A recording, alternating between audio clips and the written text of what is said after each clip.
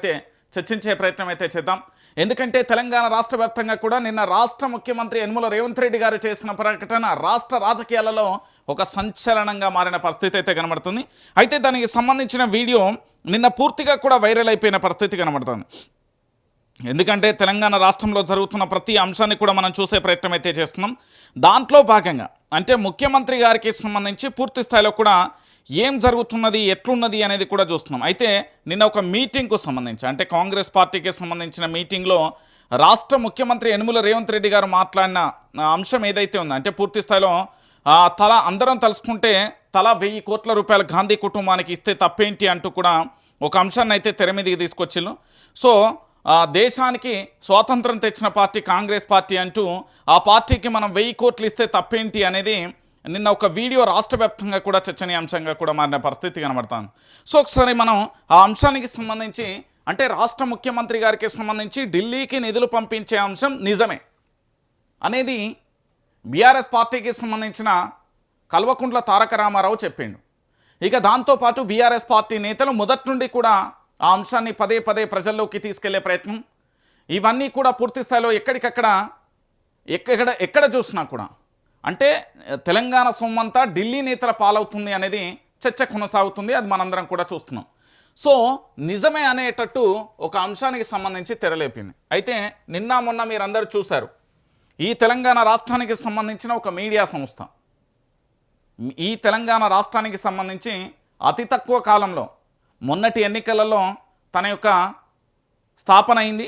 ఆ తర్వాత తెలంగాణ రాష్ట్ర వ్యాప్తంగా కూడా తన యొక్క ప్రచార జోరును కొనసాగించింది. వెనువెంటనే మరో రాష్ట్రంలో అడుగుపెట్టింది.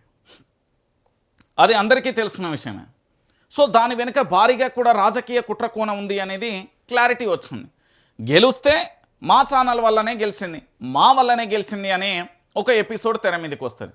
ఒకవేళ ఓటమి జరిగితే మా ప్రయత్నం ఏం చేశామనే అంశం తెర మీదకి వస్తుంది. సో తెలంగాణ రాష్ట్ర వ్యాప్తంగా రాష్ట్ర ముఖ్యమంత్రి గారికి సంబంధించి యనమల రేవంత్ రెడ్డి గారు ఏదైతే ప్రకటన చేసిలో గాంధీ కుటుంబానికి మనం 1000 కోట్లు ఇస్తే తప్పేంది అనే ఎపిసోడ్ ఏదైతే ఉందో దానికి సంబంధించి అంటే అంత డైరెక్ట్గా ఆ ఏఐసిసి మీటింగ్కు సంబంధించి అందులో మాట్లాడింది కదా, ఆ మాటలకు సంబంధించి ఇప్పుడు వచ్చిన కథనానికి పూర్తి స్థాయిలో కూడా మ్యాచ్ అయిపోతుంది. అంటే ఒకసారి చూడండి, కేరళ ఎన్నికలకు 1000 కోట్ల రూపాయలు తెలంగాణ రాష్ట్రంలో మూసీకి సంబంధించిన బాధితుల ఇళ్లను కూలగొట్టాలి, దాంతోపాటు హైడ్రా పేరుతోని ఇళ్లన్నీ కూలగొట్టాలి, నిరుద్యోగులకు ఉద్యోగ అవకాశాలు కల్పించకూడదు, 2500 ఆడబిడ్డలకి ఇవ్వకూడదు, స్కూటీలు ఇవ్వరు, దాంతోపాటు రైతులకు సంబంధించిన రైతు భరోసా కానీ రైతు బీమా కానీ వాళ్ళకు సంబంధించి సకాలంలో పంటలకు అందించాల్సిన ఎరువులు అందించరు. కానీ 1000 కోట్ల రూపాయలు మాత్రం పూర్తి స్థాయిలో కేరళకు తరలించే ప్రయత్నం జరుగుతుంది ఇక్కడి కాంగ్రెస్ నేతలు. ఇది 100% నిజం. ఏం జరిగింది అనేది ఒకసారి లోతుగా పోయే ప్రయత్నం అయితే చేద్దాం. కాంగ్రెస్ తరఫున సీఎం అభ్యర్థిగా ఏఐసిసి ప్రధాన నేత, ముఖ్య నేతకు రెండో గురువుగా పార్టీలో మార్గదర్శిగా పేరు ఏంది. కాంగ్రెస్ తరఫున సీఎం అభ్యర్థిగా ఏఐసిసికి సంబంధించి ప్రధాన నేత, ఈ ముఖ్య నేతకు రెండో గురువుగా పార్టీలో మార్గదర్శకంగా ఆయనకు పేరున్నదట. పార్టీలో ప్రభుత్వంలో సుస్థిర పాలన సుస్థిర స్థానం సాధించేలా వెన్నుదన, గురుదక్షిణగా కేరళ ఎన్నికల ఖర్చు భరిస్తానని ముఖ్య నేత డీసీసీలను కలుపుకొని ఒక్కో మంత్రికి 35 కోట్ల రూపాయల టార్గెట్ పెట్టిండు. ఆయన కోసమే తన యొక్క సొంత ఛానల్ బ్రాంచి కేరళలో కూడా ప్రారంభమైన పరిస్థితి కనబడుతుంది. ఇక్కడ అసలు ముచ్చట బయటపడ్డది. నేనేమంటున్నానంటే ఒకసారి మనందరం కూడా చర్చిద్దాం. కాంగ్రెస్ పార్టీకి సంబంధించిన నేతలు వాళ్ళ నియోజకవర్గ అభివృద్ధి కానీ వాళ్ళ నియోజకవర్గంలో జరుగుతున్న ఫుడ్ పాయిజన్ కానీ కస్తూరిబా కానీ లేదా గురుకుల పాఠశాల కానీ బీసీ హాస్టల్ కానీ ఎస్సీ హాస్టల్ కానీ ఓసీ హాస్టల్ కానీ ఈ హాస్టళ్లలో ఏవైతే ఉన్నాయో ఆ హాస్టల్కు సంబంధించి పూర్తి స్థాయిలో అక్కడ వాళ్లకు సరి అయిన వసతులు లేక చాలా ఇబ్బంది పడుతున్నారు అనేది వాస్తవమైన విషయం. ఇబ్బంది పడుతున్న తరుణంలో జరిగిన పరిణామాలు ఏంటి, ఇది మీరందరూ కూడా చూసారు. ఆ ఇబ్బంది పడుతున్న తరుణంలో భాగంగా పూర్తి స్థాయిలో వాళ్ళకి ఎక్కడా కూడా వాళ్ళకు కనీసం రక్షణ కల్పించే పరిస్థితి లేకపోగా, ఇంకొక వైపు వాళ్ళకు కావాల్సిన ఆహారం కానీ వాళ్ళకు కావాల్సిన మంచినీరు కానీ వాళ్ళకు సంబంధించిన మరుగుదొడ్లు కానీ సరిగ్గా లేవు. వాళ్ళ సొంత నిధులతోని బహుశా నాకు తెలిసి తెలంగాణ రాష్ట్ర వ్యాప్తంగా కేవలం మునుగోడు ఎమ్మెల్యే రాజగోపాల్ రెడ్డి ఒక్కరు మాత్రమే అక్కడ స్కూల్ కట్టించగా నేనైతే ప్రత్యక్షంగా చూసిన, దానికి సంబంధించి లైవ్లో కూడా చాలా సందర్భాలలో చెప్పిన. ఆయన మినహా కాంగ్రెస్ పార్టీలో నేతలు ఎవరైనా వాళ్ళ సొంత ఖర్చులతోని ఒక పాఠశాల కానీ, ఓ ఆసుపత్రి కానీ, ఓ గుడి కానీ, లేకపోతే నిరుద్యోగులకు సంబంధించి గ్రామీణ ప్రాంతాలలో లైబ్రరీల ఏర్పాట్లు కానీ ఇవన్నీ ఎక్కడైనా జరిగాయా? జరగలే కదా. కానీ కేరళ ఎన్నికల కోసం తెలంగాణ రాజకీయ నేతలు మొత్తం ఒక జిల్లాకు సంబంధించి అంటే డీసీసీ అధ్యక్షులను కలుపుకొని, మంత్రులను కలుపుకొని ఒక్కో మంత్రికట డీసీసీ అధ్యక్షులు అంటే తెలంగాణ రాష్ట్ర వ్యాప్తంగా కాంగ్రెస్ పార్టీ ఉన్నది. ఇప్పుడు నల్గొండ డీసీసీ అధ్యక్షులు, నిజామాబాద్ డీసీసీ అధ్యక్షులు, వరంగల్ డీసీసీ అధ్యక్షులు, లేదా హైదరాబాద్ డీసీసీ అధ్యక్షులు, ఇట్లా జిల్లాలకు సంబంధించి ఏవైతే 33 జిల్లాలు ఉన్నాయో 33 జిల్లాలకు కలిపి ఇక్కడ ఒక్కో మంత్రికి 35 కోట్ల రూపాయల టార్గెట్ చేసిలట. సో తెలంగాణ రాష్ట్ర వ్యాప్తంగా ఉన్న మంత్రులందరూ కూడా 35 కోట్ల రూపాయలు ఒక్కొక్కరు 35 కోట్ల రూపాయలు వసూలు చేయాలి. వసూలు చేసి వీళ్ళు ఏం చేయాలంటే కేరళ ఎన్నికల కోసం పంపించాలి. మరి ఈ మంత్రులు ఏమైనా వ్యవసాయం చేస్తున్నారా, లేకపోతే రోజువారీ కూలికి పోతున్నారా, లేకపోతే వీళ్ళ సొంత వ్యాపారాలలో నుంచి తీసేస్తున్నారా? ఏం చేస్తారు? మళ్ళీ వీళ్ళు నయాన్నో భయాన్నో ఏదో ఒక రకంగా అవినీతి మరకలతోనే వాటన్నింటినీ పోగేసి ఆ అవినీతి సొమ్మునంతా మళ్ళీ ఎవరిదా సొమ్మంతా? తెలంగాణ ప్రాంత ప్రజలనే. ఇక్కడి ప్రాంత ప్రజల సొమ్మును కలుపుకొని కేరళకు తరలించే ప్రయత్నం జరుగుతున్నది. ఆలోచించాలి తెలంగాణ సమాజం. నిజానికి వాస్తవ దృశ్యాలను మీరు అందరూ కూడా ఆలోచించాలి. దయచేసి ఈ తెలంగాణలో జరుగుతున్న దోపిడీ గురించి ప్రశ్నించాలి. ఈ తెలంగాణలో జరుగుతున్న రాజకీయ అస్థిర పాలన గురించి. సుస్థిరంగా ఏం లేదు, అస్థిరపరిచిపోయిన మొత్తం పరిపాలన అడ్మినిస్ట్రేషన్ తెలియదు. కలెక్టర్లతో మీటింగ్లు ఉండయి, ఎస్పీలతో మీటింగ్లు ఉండయి, జిల్లాల వారీగా సమీక్షలు ఉండయి, మంత్రులకు సంబంధించి సమీక్షా సమావేశాలు ఉండేవి, ఎమ్మెల్యేలకు సంబంధించిన మీటింగులు ఉండేది, మంత్రుల క్యాబినెట్కు సంబంధించి ముఖ్యమంత్రి గారు ఏ చెప్తే గదే వేదంగా ఉంటుంది. ఒకవేళ వినకపోతే మళ్ళొకసారి మంత్రివర్గ విస్తరణలో మంత్రి పదవి ఉంటుందో పోతుందో అన్న భయం. దాంతోపాటు వాళ్ళు చేసిన అవినీతి మరకలు ఇవన్నీ కలుపుకొని ఎవరు కూడా ప్రశ్నించే పరిస్థితి లేదు. అంటే తెలంగాణ రాష్ట్రానికి సంబంధించి పూర్తి స్థాయిలో కూడా ఏమైపోతున్నది, ఇక్కడ మొత్తం సొమ్ము అంతా పోతున్న పరిస్థితి కనబడుతుంది. ఈ సొమ్ము ఏమన్నా తక్కువ ఉన్నదా? ఒకసారి మీకు చెప్పే ప్రయత్నం చేస్తాం. ఎందుకంటే తెలంగాణ రాష్ట్ర వ్యాప్తంగా కూడా ఈ తెలంగాణ రాష్ట్రంలో ఎంతమంది అంటే దాదాపుగా ఇక్కడ మొత్తం తెలంగాణ రాష్ట్ర వ్యాప్తంగా పూర్తి స్థాయిలో కూడా ఒక్కొక్కరు ఉన్నారు కదా, వాళ్ళందరికీ సంబంధించి ఒకసారి మనం చూసే ప్రయత్నం చేద్దాం. ఎందుకంటే తెలంగాణ రాష్ట్ర వ్యాప్తంగా కూడా ఈ తెలంగాణలో ఏంది అంటే ఎవరెవరు ఎంతెంత పూర్తి స్థాయిలో కూడా వసూలు చేయాలని ఒకసారి మనం లెక్కలేసే ప్రయత్నం చేద్దాం. ఎందుకంటే 35 కోట్ల రూపాయలు అంటే నా తేచోకు. ఒక్కొక్క మంత్రికి టార్గెట్ పెట్టి మరి వాళ్ళు ఎక్కడి నుండి తీసుకొస్తారు, ఏ నుండి తీసుకొస్తారు అనేది ఇప్పటివరకు తెలంగాణ ప్రజలకు కూడా చెప్పాల్సిన అవసరం ఉంటుంది. ముఖ్యమంత్రి యనుమల రేవంత్ రెడ్డి గారు 35 కోట్లు, తర్వాత పొంగులేటి శ్రీనివాసరెడ్డి గారు 35 కోట్లు, దాంతోపాటుగా సరే ఆర్డర్ వైజ్గా పోదాం.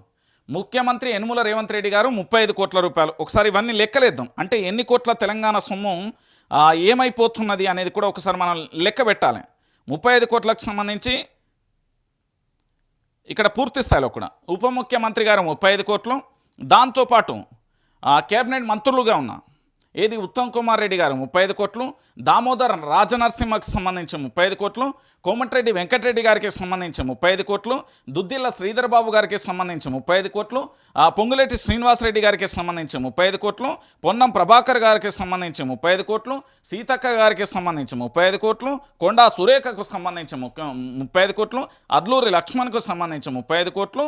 సో తెలంగాణ రాష్ట్ర వ్యాప్తంగా ఉన్న ఎవరెవరైతే మంత్రులు ఉన్నారో వాళ్ళందరికీ సంబంధించి ఒక్కొక్కరిగా 35 కోట్ల రూపాయలు టార్గెట్ పెట్టిన. సో ఈ పైసలన్నీ ఎక్కడికి పోతున్నాయంటే కేరళకు పోతున్న పరిస్థితి కనబడుతుంది.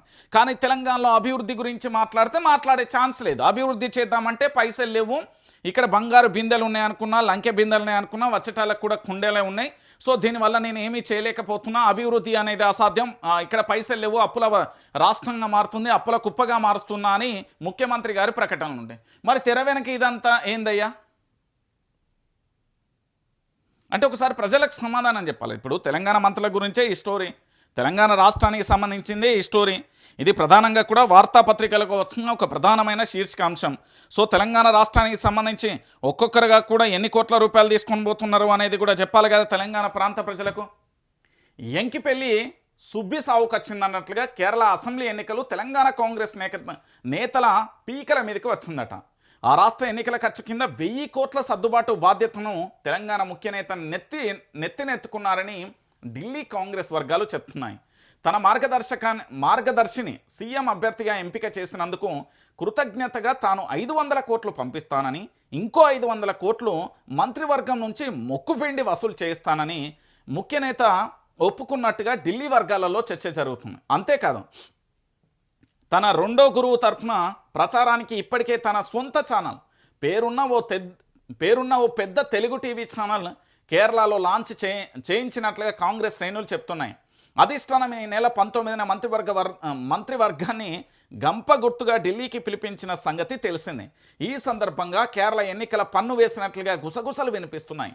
గాంధీ కుటుంబానికి ఆర్థిక అవసరాలు ఉన్నాయంటే తలా ఒక చేయి వేసి తెలంగాణ నుంచి 1000 కోట్ల రూపాయలు పోగేసి ఇవ్వగలిగే శక్తి కాంగ్రెస్ కార్యకర్తలు ఉన్నది అంటూ ఇటీవల చేసిన వ్యాఖ్యలు అర్థం ఇదేనా అంటూ కాంగ్రెస్ శ్రేణులలో చర్చ జరుగుతున్న పరిస్థితి కనబడుతుంది. సో అర్థమైందా? సో ముఖ్యమంత్రి గారి టార్గెట్ ఏంటంటే ఏంది, గాంధీ కుటుంబానికట ఆపద వచ్చిందట. మరి గాంధీ కుటుంబానికి ఏం ఆపద వచ్చిందో, గాంధీ కుటుంబానికి సంబంధించి రాహుల్ గాంధీ ఏం చేసిండో, మరి ప్రియాంక గాంధీ ఈ దేశం కోసం ఏం చేసిందో, సోనియా గాంధీ ఈ దేశం కోసం ఏం చేసిందో మాకైతే తెలియదు. బహుశా మీకు తెలుసుంటే ఏది కామెంట్ బాక్సులలో పెట్టండి. మహాత్మా గాంధీకి, ఈ రాహుల్ గాంధీ, ప్రియాంక గాంధీ, సోనియా గాంధీకి ఒకసారి మీరు ఆలోచించాలి ఎంత వ్యత్యాసం ఉంటుందని. ఇప్పుడు వీళ్ళు ఏం చేసిల్లని వీళ్ళకు 35 కోట్ల రూపాయలు తెలంగాణ రాష్ట్ర సొమ్మును 1000 కోట్ల రూపాయల కేరళకు తరలించాల్సిన అవసరం ఉన్నాయి. ఈ మధ్యకాలంలో మీ అందరికీ తెలుసు, పేరున్న ఛానల్, పెద్ద ఛానల్ మొన్నలే కేరళలో లాంచ్ అయింది. అది అందరికీ తెలిసిన విషయమే. ఏంది అంటే ఎన్నికల బాధ్యతను మొత్తం భుజ స్కంధాల మీద వేసుకున్నది. ఎందుకంటే ఇక్కడ వాళ్ళ బాధ చెప్పిండు, అక్కడికి వెళ్ళింది. ఏప్రిల్ నెలలో కేరళలో అసెంబ్లీ ఎన్నికలు జరుగుతున్నాయి. ఇప్పటికే ఎన్నికల కమిషన్ ఎన్నికల ప్రక్రియను ప్రారంభించింది, ఓటర్ లిస్టును ప్రకటించింది. దాంతోపాటు ఏఐసిసికి సంబంధించి ప్రధాన పోస్టులో ఉన్న నేతనే సీఎం అభ్యర్థిగా దాదాపుగా ఖరారు చేసినట్లుగా సమాచారం. దీంతో గురువును గెలిపించుకునే బాధ్యతను తెలంగాణ ముఖ్య నేత భుజాల మీద వేస్తున్నారని కాంగ్రెస్ శ్రేణులు చెప్తున్నారు. చంద్రబాబు శీర్షికం వదిలిపెట్టి కాంగ్రెస్లో చేరినప్పటి నుండి ముఖ్య నేతకు ఏఐసిసి ప్రధాన రెండో గురువుగా, మార్గదర్శిగా కొనసాగుతున్నారనేది బహిరంగ రహస్యం. బాబు ఆదేశాల మేరకు కాంగ్రెస్ అధినేత్రిని బలిదేవతగా పోల్చి తెలంగాణలో 1000 మందిని బలి తీసుకున్నదని ఆరోపించిన కొద్ది రోజులకే ముఖ్య నేత 3 రంగుల కండువా కప్పుకున్న సంగతి తెలిసిందే. ఏఐసిసిలో ప్రధాన పదవిలో ఉన్న కేరళ నేత ఆయనకు హక్కున చేర్చుకున్నారు. గాంధీ కుటుంబాన్ని నమ్ముకొని ఉన్న సీనియర్ కాంగ్రెస్ నేతలను పక్కకు తోసి నాడు పార్టీలో ఉన్న ప్రధాన పదవిని ఇప్పించడం, నేడు ప్రభుత్వంలో ప్రధాన పదవి దక్కేలా చేయడం వరకు కూడా ఆయన అండదండగా ఉన్నారని ఢిల్లీ కాంగ్రెస్ వర్గాలు చెప్తున్నాయి. బడేబాయి వివాదం, తెలంగాణలో బీజేపీ ఎజెండాను అమలు చేస్తున్నారన్న ఆరోపణలు వచ్చినప్పుడు రాహుల్ గాంధీ ముఖ్య నేతను దూరం పెట్టారని, ఆ సమయంలో కుర్చీ నుంచి దింపేస్తారన్న ప్రచారం జరిగినప్పుడు కూడా కేరళ నేతను ఆయనను కాపాడారని గుసగుసలు వినబడుతున్నాయి. ఇప్పుడు కేరళ నేతను ముఖ్యమంత్రి అభ్యర్థిగా ఎంపిక చేయడంతో తనను ఆదరించిన గురువుకు దక్షిణగా తెలంగాణ సొమ్మును పంపించే ప్రయత్నం చేస్తున్నాడు మన ముఖ్యమంత్రి యనమల రేవంత్ రెడ్డి గారు. అర్థమైపోయింది కదా? ఇలా మొత్తం స్టోరీ ఏంటంటే, మొన్న రాష్ట్ర ముఖ్యమంత్రి గారికి యనమల రేవంత్ రెడ్డి గారికి కడుపులో ఏది దాగదండి. ఆయన మొత్తం బడబడ చెప్పేస్తాడు. దానిలో భాగంగా ఆయన ఏం చెప్పిండు అంటే, పూర్తి స్థాయిలో కూడా ఇటు సోనియా గాంధీని ప్రసన్నం చేసుకోవాలి, రాహుల్ గాంధీని ప్రసన్నం చేసుకోవాలి, దాంతోపాటు ప్రియాంక గాంధీని ప్రసన్నం చేసుకోవాలి. అంటే ఢిల్లీ ఆశీస్సులు ఉండాలి. మల్లికార్జున్ ఖర్గేని కూడా అంతే. దాంతోపాటు వీళ్ళ చుట్టూ ఉండే కోటరీని కూడా ప్రసన్నం చేసుకోవాలి. సో వాళ్ళందరి అండదండలతోని తెలంగాణ రాష్ట్ర వ్యాప్తంగా ఇక్కడ రాజ్యం ఏలాలి, ఇక్కడ 10 సంవత్సరాలు ఎట్లా అధికారంలో ఉండాలి, కాంగ్రెస్ పార్టీ ముఖ్యమంత్రిగా ఇక్కడ ఎట్లా కొనసాగాలనేది ముఖ్యమంత్రి ఎజెండాలో భాగంగా ఆ గాంధీకి సంబంధించిన విగ్రహాన్ని పెడుతున్నారు కదా, దానికి కూడా పెద్ద స్టోరీ ఉన్నది. ఇటు ఏదైతే కేసీఆర్కు సంబంధించి 125 అడుగుల అంబేద్కర్ విగ్రహాన్ని పెట్టారో దానికి ఏది కేసీఆర్ ఆనవాళ్ళని తొలగిస్తా అని చెప్పిండు కదా, ఆ ఆనవాళ్ళలో మొదటి బీజం వేసిందే గాంధీ విగ్రహానికి సంబంధించి. దాంతోపాటు ఈ విగ్రహాన్ని తెలంగాణలో ఏర్పాటు చేయడం ద్వారా పూర్తి స్థాయిలో ఏం జరుగుతుంది అంటే, ఈ తెలంగాణ రాష్ట్ర వ్యాప్తంగా కాదు, యావత్ భారతదేశ వ్యాప్తంగా ఉన్న అన్ని రాష్ట్రాలకు సంబంధించి ముఖ్యమంత్రిగా గాంధీ కుటుంబాన్ని నమ్మేది నేనే, గాంధీ కుటుంబాన్ని విశ్వసించేది నేనే. కాంగ్రెస్ పార్టీ అంటే రేవంత్ రెడ్డి అంటే కాంగ్రెస్ పార్టీ. ఎంత అంటే పూర్తి స్థాయిలో కూడా ప్రధాని మన్మోహన్ సింగ్గా కొనసాగినప్పుడు మన్మోహన్ సింగ్ గారు కాంగ్రెస్ పార్టీకి సంబంధించి ఎంత నమ్మకంగా ఉన్నారో నేను ఆ స్థానాన్ని కైవసం చేసుకోవాలి. దాంట్లో భాగంగా ఈ గాంధీ విగ్రహం కానీ ఈ నేతలందరినీ కాపాడుడు కానీ ఇగో ఇవన్నీ జరుగుతున్నాయి. అంటే ఇక్కడ తెలంగాణ అభివృద్ధి గురించి సోయి లేదు, ఇక్కడ పూర్తి స్థాయిలో సమస్యలు తాండవిస్తున్నా సోయి లేదు, తెలంగాణ ఏమైపోతున్నా సోయి లేదు. కానీ వాళ్ళ గురువు బాగుండాలి, వాళ్ళ ఢిల్లీ అధిష్టానానికి సంబంధించి ఆశిష్యులు బాగుండాలి. నా తెలంగాణ సమాజం ఎటుపోయినా పర్వాలేదు, నా తెలంగాణ సమాజం అభివృద్ధి చెందకున్నా పర్వాలేదు, ఇక్కడ ప్రజలు కన్నీటి గోసబడ్డ పరిస్థితులు పర్వాలేదు, ఇక్కడ ప్రజలందరూ కూడా ఆర్తనాదాలు చేసినా పర్వాలేదు, కానీ వాళ్ళ ఢిల్లీ ఆశీస్సులు మాత్రం ఉండాలి. ఇది మన ముఖ్యమంత్రి గారు తీరు. ఇక మీరే చెప్పండి, గురుదక్షిణ కింద 1000 కోట్ల రూపాయలట. మరి ఈ 1000 కోట్ల రూపాయలు ఎటు పోతున్నాయి, ఎక్కడి నుంచి తీసుకొస్తారు అనేది ఒకసారి మనందరం కూడా ఆలోచించాల్సిన విషయం. సో దీనికి సంబంధించి ప్రధానంగా కూడా మనందరం దయచేసి తెలంగాణ సమాజాన్ని మళ్ళీ విజ్ఞప్తి చేస్తూ ఉన్నా, ఈ తెలంగాణ సమాజంలో ఉన్న ప్రతి ఒక్కరు కూడా ఆలోచించండి. 1000 కోట్ల తెలంగాణ సొమ్ము కేరళకు వెళ్ళిపోతున్న పరిస్థితి కనబడుతుంది.